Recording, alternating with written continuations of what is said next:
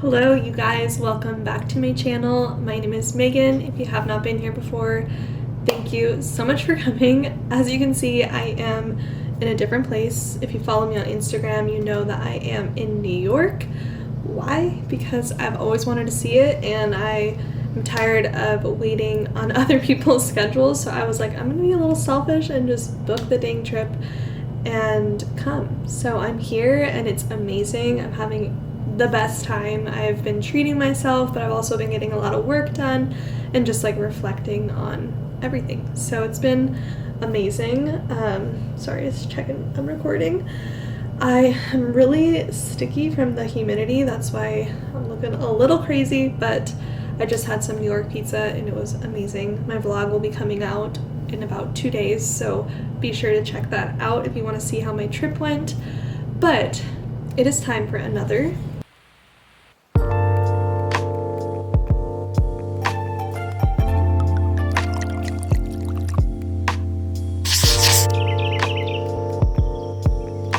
So I stopped at a little wine store and the wine was kind of expensive, so I just went with Yellowtail. I'm sure you guys have probably heard of it. It's a little bit more of an affordable wine, but that's what we're gonna sip today. So I'm gonna pour it in my handy little hotel glass that they gave me. And I've already filmed most of this wine and design, so I'm just gonna basically press play for you guys.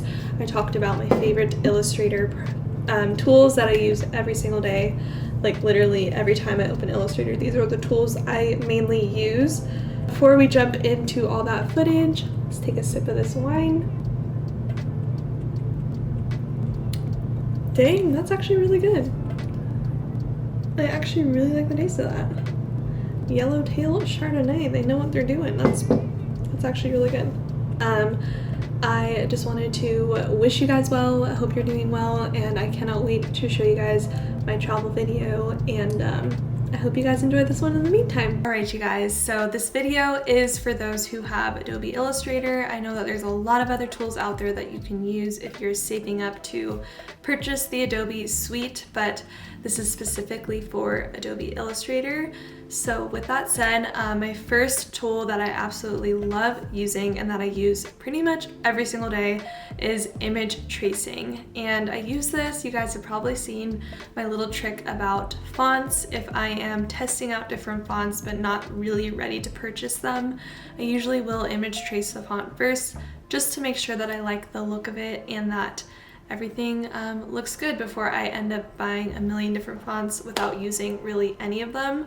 So that is mainly what I use image trace for. However, I also use it if I created an element or a drawing on Procreate and I bring it over to my Illustrator. I sometimes will image trace the element if it's a very simple one, and I always really use the black and white logo option just because it just gives it that sharp lines that I need. I tend to see if I use the fidelity or any of those, it can be a little bit hard to work with or change the colors and stuff. So I always use the black and white logo option. Now my second favorite tool is typing on a path tool. So if I were to create a circle or a square or even a wavy line, typing on a path will allow me to create that text in that exact shape. So I absolutely love this. I honestly find myself using it a lot because I create a lot of circle logos, I create a lot of logos in the oval type shape, and it's a great option to have the text really work with that. Actually, Photoshop does the same thing. It might be called something different, but I love the way Illustrator is just very responsive and it works on any shape that you want. So I use that pretty often. However, if you don't want to type on a path, and let's say for example you bought a font on Creative, or you didn't buy, let's say for example you were on Creative Market and you screenshotted the font and now you're image tracing it, you just want to see what it looks like before you purchase, you won't be able to do the type on path tool, which I'm sure you've come across if you tried that, but so for that, what I would recommend doing is going into your effects tab up top and warping the text. It's not going to look the same as actually typing it out, but it'll give you that kind of shape of a curve and you can kind of play with it there. That's an option if you want to test it out before purchasing. Now my third favorite tool is the Pathfinder tool, and it actually has a lot of options within it. So I like to use this if I, for example, have a logo that they want the text cut out in it, so that if they were to drag that logo onto an image or a graphic on like something else, they want that text to be see-through so you see the picture behind it. So I like to use that Pathfinder tool for this because you can basically cut out the shape that's on top of the circle. So I'd be cutting out the text. Basically like if you're doing arts and crafts and you're cutting things and you want the text to be like see-through, that's when I use the Pathfinder tool, and it's just a great option for that. I've also had to use Pathfinder when I'm creating like stickers or anything, and you can like unite the layers. There's a whole lot of options within Pathfinder. I definitely recommend exploring that tool, but yes, I find myself using that quite. Fourth favorite tool is anchor points. I like to use this if I am cutting out certain parts of a circle, certain parts of a square, whatever shape it is.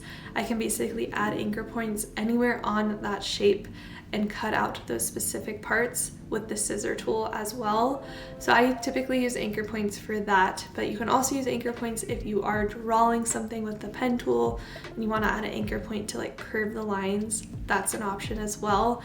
Anchor points are just a really cool flexibility option that Illustrator offers, and I love it. I think you have just, like I said, so much flexibility with it. So anchor points are great for if you like made a logo and you want to cut out the circle where the text is. You can cut out just that section of the circle with those anchor points.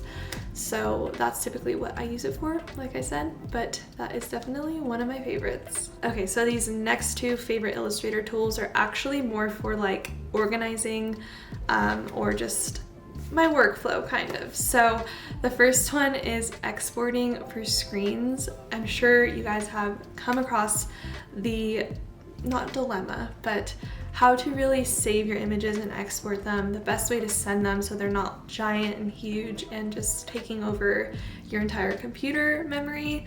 So I typically like to export for screens, especially if we're in the beginning stages of revisions and I have like a million revisions to send them. I like to go to File, Export for Screens, and I will export it as either JPEG or PNG. Most of the time PNG because it has no background to it. So that is typically what I do when I'm exporting a bunch of revisions, but I also like the export for screens option because if I'm creating a packet or some sort of booklet that I'm going to send the client, I can see the booklet laid out while I export it. And then also for export for screens, you can even rename each file type. So if you wanted to, instead of Artboard 1, you could rename it as Logo Design 1, Logo Design 2, so it's easier for the client to reference when they are telling you which one they liked and which one they didn't.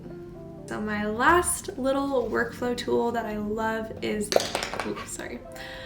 is the libraries and eyedropper option on Illustrator. One of the things I love about Illustrator is the eyedropper. So I'll start with that one first. If you are typing anything and you want to copy that same exact type style, the spacing, the kerning, the size of it and everything, even the color, you could basically drag your eyedropper over to it, select it, and it'll reflect that on the new piece of type you have. I love this option, and that is something Photoshop doesn't do, and I would really miss it when I was only using Photoshop. So I find myself using this quite often, especially if I'm going to be like creating a website on Illustrator or anything, which I have done, where I want to create the same body font and heading font for each different one.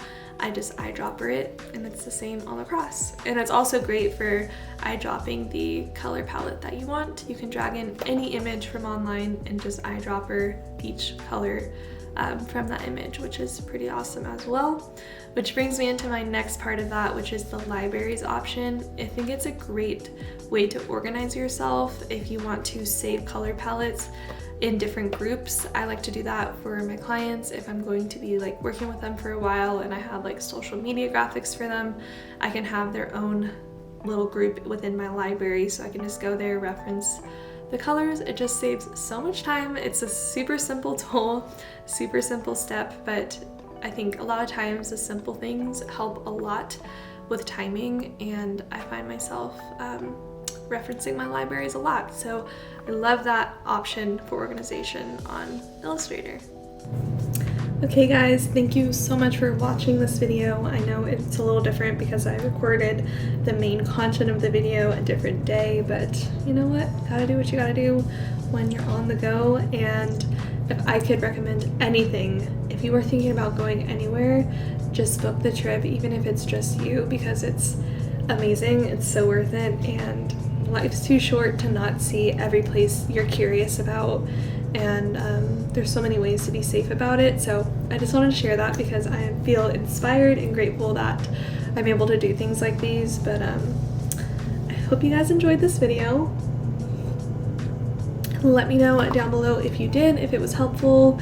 And if you really like this, I would appreciate it so much if you gave my video a thumbs up and subscribe down below. And I will see you guys in my next video.